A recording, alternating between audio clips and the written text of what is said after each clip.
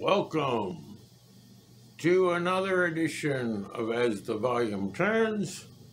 And today on As the Volume Turns, I want to talk about, the Christmas stuff. We got our aliens feeling the Christmas spirit. He said that's how they found our planet in the first place. They seen every year that the planet would line up the same time. And they thought, that's interesting. So, Christmas lights drew the aliens, is what I'm trying to say. And on a completely unrelated topic, I remember Christmas growing up in the mountains in Pennsylvania with the snow and everything.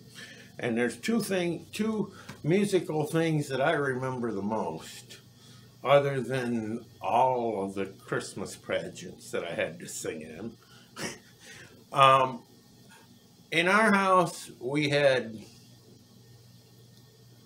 a Christmas album that I loved, and it was Herb Alpert's Tijuana Brass, and they had a Christmas album, and that thing rocked, and I loved playing that thing. It sure beat Jim Neighbors, that's all I'm saying. So, that was upstairs. Now, in my room, on a little 8-track player, I had my favorite Christmas song, and it was from Emerson, Lake and Palmer, and it was from the album Brain Salad Surgery, which is one of the greatest names for an album ever. And it was called Father Christmas. And if you get a chance, check that out on YouTube this year. Yeah, you'll love the song. I guarantee it is a great song. And Greg Lake sings so great in this. But that's my Christmas childhood. And I've had other memorable Christmases. I remember a particular Christmas, in Elkland when I had all my kids together. And Judy went out of her way to make it a great Christmas, and it was. And that reminds me of her and our first Christmas. Judy and I had a little tiny apartment behind a barber shop and in front of a bar. Everybody knows where that is in Oakland. That's all I have to say, and you know exactly where I lived. But that was a long time ago. And we decided, we were not really into materialistic stuff and everything. And we had what I thought was the perfect Christmas tree.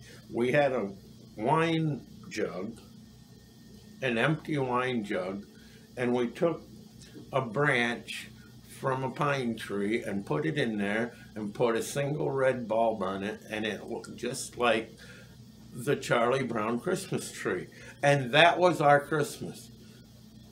And that was our Christmas tree, and it was one of my favorite Christmas trees. And I've had some lousy Christmas trees. One of them, when I was married to my first wife, I decided to go way up in the woods and try to find a Christmas tree from a pine grove that was way up there. Yes, I live in Southern California. They're mowing the lawn. It's Christmas. I know. Anyway. Put up with the noise, I guess.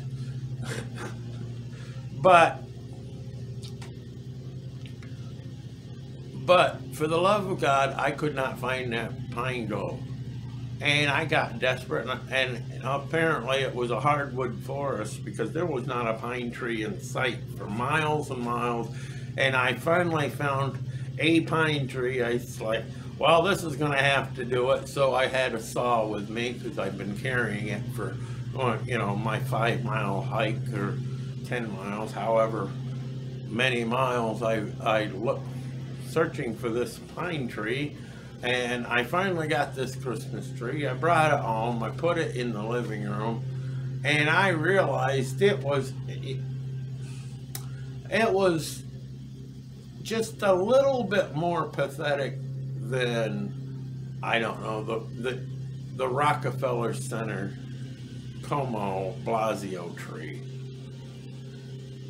But it was very wide, and it was kind of tall, but it didn't have very many branches on it. And to this day, Dallas Road still gives me a hard time about that tree.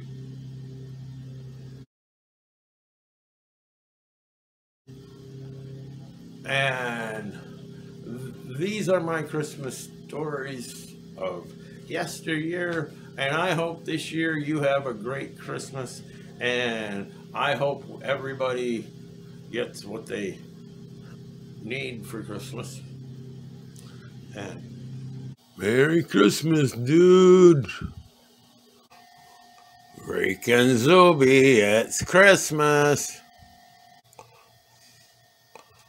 It is a Christmas hat. This is what I want for Christmas.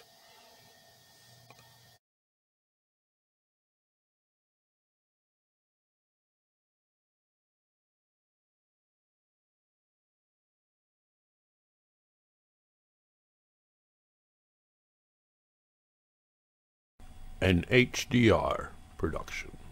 Remember to hit the like button, subscribe, and hit the little bell. It'll just make my day. Catch you later.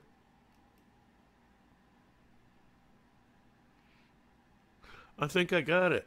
I think I've got it.